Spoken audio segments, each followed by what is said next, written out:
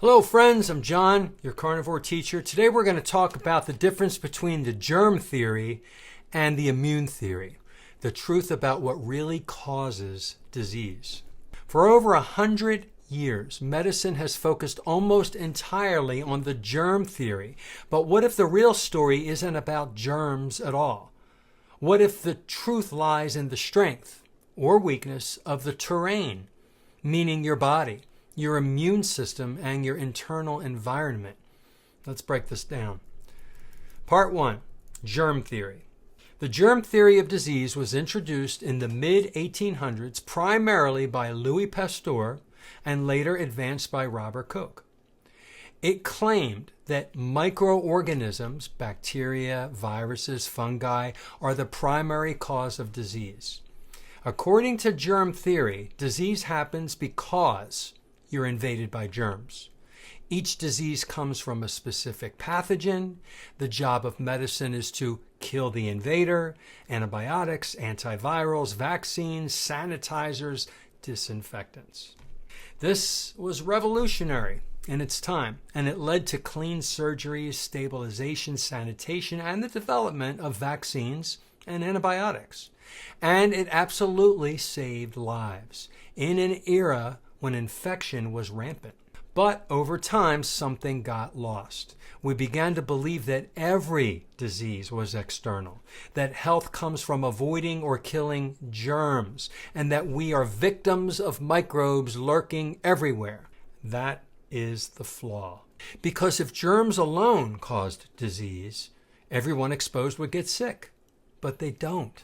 Enter the immune theory. This is the terrain model now. The immune theory, sometimes called the terrain theory, flips the perspective completely. It says the state of the host, your internal terrain, determines whether a germ can take hold, multiply, and cause disease. In other words, the germ is nothing.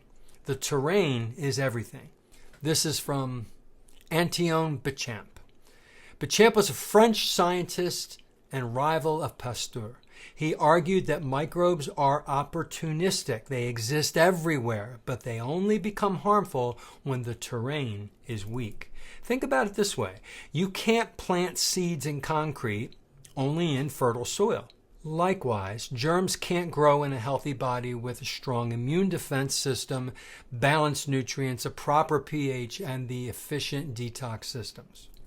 That's immune theory in a nutshell. It's not about attacking germs, it's about supporting your immune system so the germs have nowhere to thrive. Now let's do part 3, the evidence that's all around us. We're going to take a look at the real world. 2 people are exposed to the same cold virus. One gets sick, the other doesn't. Same germ, different result. Why? Because one person's immune system handled it effortlessly. Another example. During an outbreak, some people became severely ill while others have mild symptoms or none at all. Again, same pathogen, different terrain. Even the human microbiome supports this. We now know we have trillions of microbes living in us right now, in our gut, on our skin, in our lungs, and we're not at war with them. In fact, they're essential to our health. So the real question isn't how do I kill all the germs? It's how do I create an internal environment where harmful microbes can't cause damage. Part 4, what strengthens our terrain? The immune theory focuses on support, not suppression. Here's what builds a strong immune terrain. Nutrient density. You knew I was going to go there, right? Proper human diet. Vitamin A, D, zinc, selenium, and all the amino acids from real animal foods. Low inflammation by eliminating processed seed oils, refined sugars, and junk carbohydrates. You get low inflammation. Proper sleep. When your immune system regenerates and repairs, it's during sleep. And sunlight and movement. Natural vitamin D synthesis, lymphatic flow from movement, and better cellular signaling. And stress management. Because chronic cortisol suppresses immune function. These aren't pharmaceutical answers. They're not pills or potions. They're human biology answers. Part 5. Where germ theory got it right. Let's talk about that because it's not all wrong. And where it went too far. So to be fair, germ theory brought enormous progress in hygiene, infection control, and acute medicine. It did. If you're cut open in surgery, yes, sterilization matters. Wearing a mask by the doctor and the surgeon matters. If you step on a rusty nail, yes, antibiotics may be needed. But the mistake came when we over-applied germ theory to everything.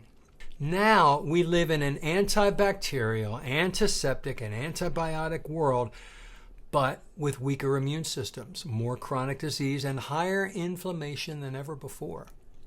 Pasteur himself is said to have admitted on his deathbed, quote, "Béchamp was right. The microbe is nothing. The terrain is everything." I don't know if I'm saying Béchamp correctly. It might be Béchamp. I think it's Béchamp. I don't know French very well.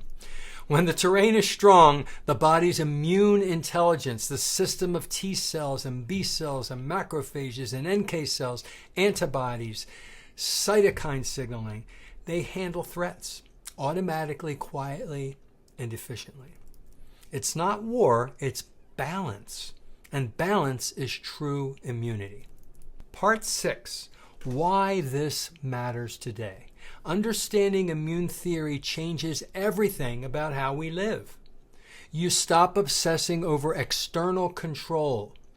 Masks, sanitizers, pills, shots, they have their place, but we stop obsessing over them.